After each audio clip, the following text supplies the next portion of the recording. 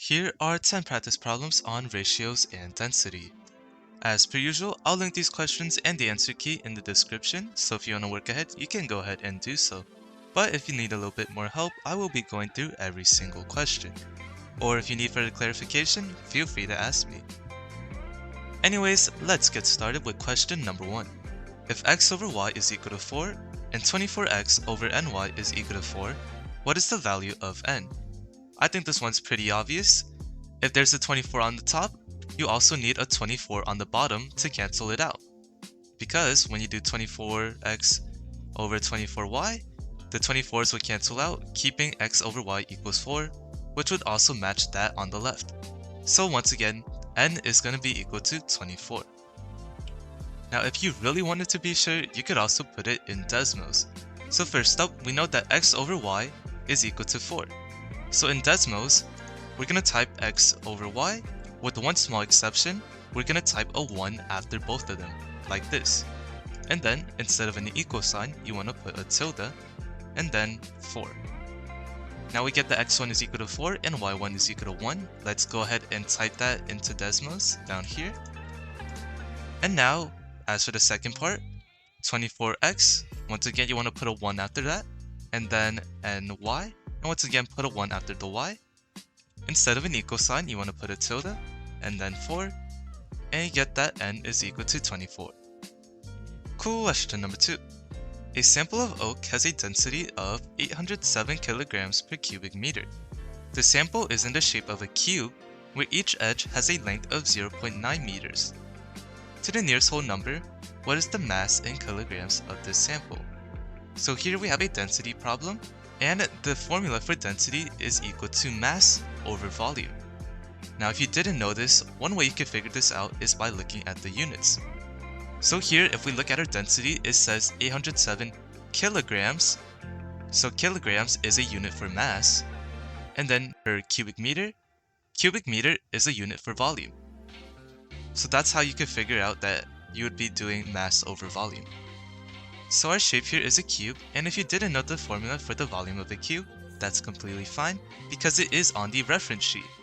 So if you go ahead and look here in the bottom left, you'll see that for a rectangular prism, the volume is equal to length times width times height. But we know that in a cube, the length, the width, and the height would all be the same measure, so we could just write that as length cubed. So once again, the volume is equal to length times width times height, which is also just equal to length cubed. Now let's go ahead and plug in our known values. We know that the density is equal to 807, and this is equal to mass over volume, and we know that the volume is equal to the length cubed, and it says that the length is equal to 0.9 meters, so that would be 0.9 cubed. All we have to do now is solve for m, and we can do that by multiplying both sides by the denominator of 0.9 cubed, and we get that the mass will be 588 kilograms. So our answer would be A. Question number 3. Rectangle A has length 15 and width W. Rectangle B has length 20 and the same length to width ratio as rectangle A. What is the width of rectangle B in terms of W? So here, let's set up a little proportion. On the left side, we will have a rectangle A, and then on the right side, we will have rectangle B. Okay, on the top will be our length, and on the bottom will be our width. So we know that the length of rectangle A is 15, and the width is just W. Now for rectangle B, we know that the length of rectangle B is 20, and we're trying to find the width of rectangle B, which I'll just label as X for now. And now, to solve for X, we can go ahead and cross multiply. So we would do 20 times W and 15 times X. That would be 20W is equal to 15x. And to get x by itself, we'll divide both sides by 15. And we get that x is equal to 20 over 15w. And let's go ahead and simplify that fraction. Now you could probably do that in your head, but you could also put it in desmos and then click the fraction in the blue box to the left. And you'll get that the simplified fraction is 4 over 3. So that means our answer will be 4 over 3w, which is A. Question number 4.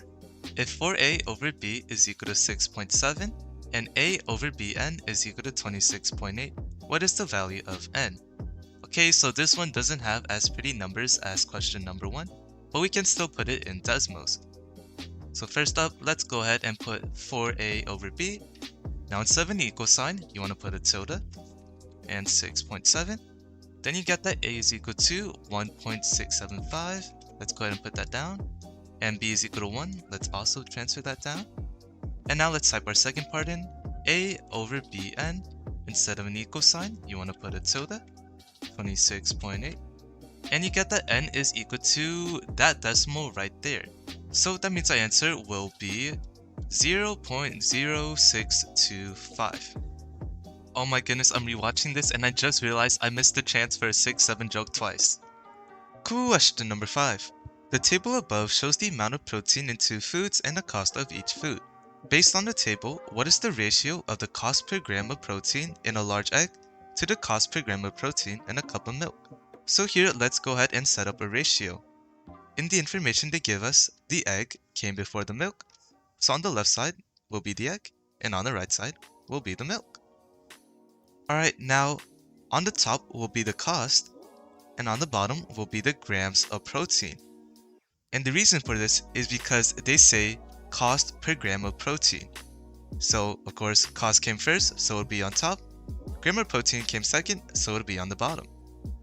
Let's go ahead and put in our information.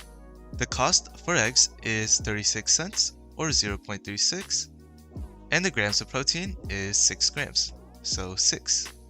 Now for the milk, the cost is 24 cents or 0.24, and then the grams of protein is 8, so 8.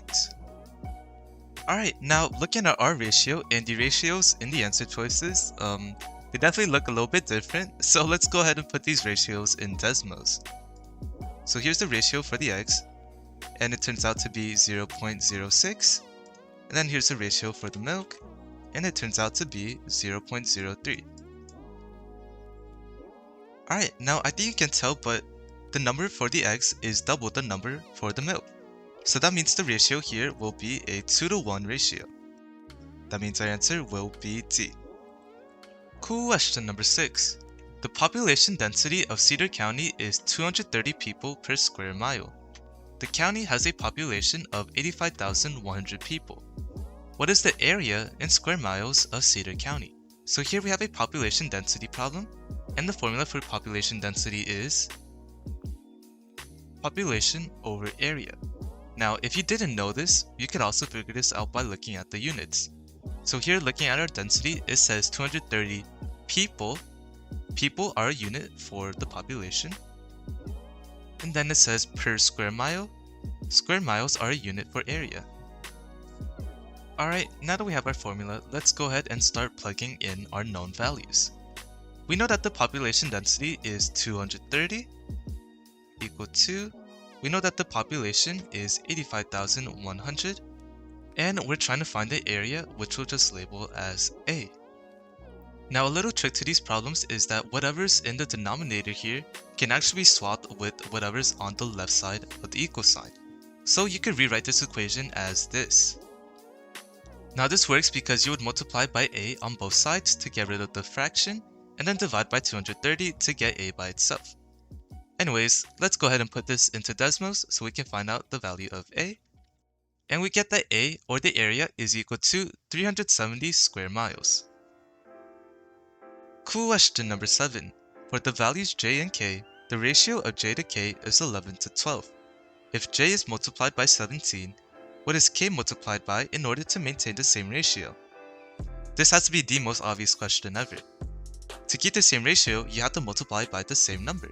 So if j is multiplied by 17, that means k must also be multiplied by 17 to keep the ratio. Question number 8. The density of a certain type of wood is 353 kilograms per cubic meter. A sample of this wood is in the shape of a cube and has a mass of 345 kilograms. To the nearest hundredth of a meter, what is the length of one edge of this sample? So here we have another density problem, and the formula for density is equal to mass over volume. Now if you didn't know this, you could just look at the units in the density. So here we have kilograms, that's a unit for mass, and then we have cubic meters, that's a unit for volume. Then our shape here is a cube, and if you didn't know the formula for the volume of a cube, that's completely fine because it is on the reference sheet. So if you look in the bottom left hand corner, you'll see that the volume of a rectangular prism is length times width times height, but you should also know that in a cube, the length, the width, and the height are all going to be equal. So the volume could be length times width times height, but this would also be equal to just length cubed. Now let's go ahead and start plugging in our known values. We know that the density is 353, which is equal to the mass of 345 over the volume, which is just length cubed. Now they ask us to find the length, so let's put this in desmos to find out. Instead of an equal sign, you want to put a tilde, and you get that the length, rounded to the nearest hundred, is 0.99, making our answer B. Question number 9. The total area of a coastal city is 92.1 square miles, of which 11.3 square miles is water. If the city had a population of 621,000 people in the year 2010, which of the following is closest to the population density in people per square mile of land area of the city at that time? So here we have a population density question, and the formula for population density is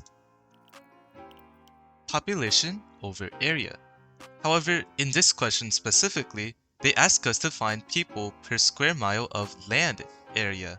So it would be specifically area of land.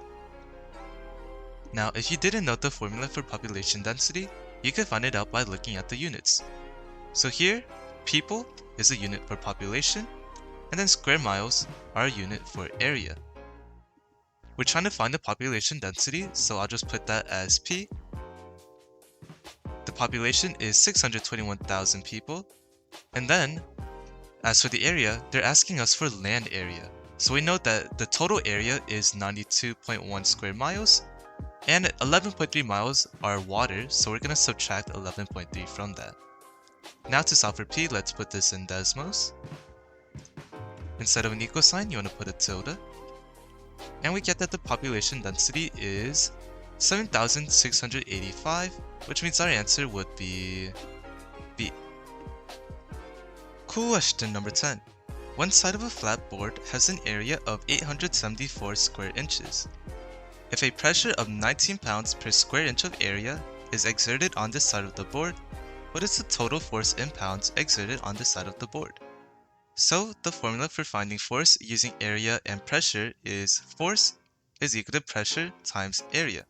So here let's substitute in our known values. We know that the pressure is 19 pounds per square inch times the area of 874 square inches, and we get that the force would be equal to 16,606 pounds. Alright, that was 10 practice problems on ratios and density, and as you can see, Desmos is going to be a big help in these types of questions. Now, there's only really like 3 equations you need to memorize, and that's going to be the equation for force, which is pressure times area, the equation for population density, which is population over area, and then the equation for density, which is mass over volume. But at the same time, if you really didn't want to memorize them, you could also just look at the units and then figure it out yourself. Other than that, one more tip is that whenever they mention the word ratio, you always want to make sure to set up a proportion or a ratio like we did in this question down here. Alright, that's gonna be it. Good luck studying, and I'll see you.